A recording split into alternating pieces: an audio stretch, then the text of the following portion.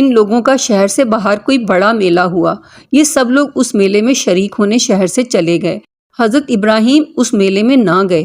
ان کے پیچھے حضرت ابراہیم علیہ السلام ملک کے بڑے بت خانے میں گئے اور وہاں کے سب بتوں کو توڑ ڈالا سوائے ایک سب سے بڑے بت کے، اور کلہاڑی جس سے سب بتوں کو توڑا تھا وہ اس بڑے بت کے کاندھے پر رکھ دی، جس سے یہ معلوم ہوتا تھا کہ یہ سب اسی نے توڑے ہیں۔ لوگ جب واپس آئے اور انہوں نے بتوں کی یہ درگت دیکھی کہ کسی کا سر نہیں ہے تو کسی کا پیر نہیں، تو سب غصہ ہوئے، تو بہت غصہ ہوئے کہ یہ حرکت کس نے کی ہے۔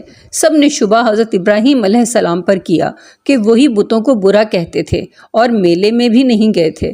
بالآخر ان کو بلا کر پوچھا کہ یہ بت کس نے توڑے ہیں؟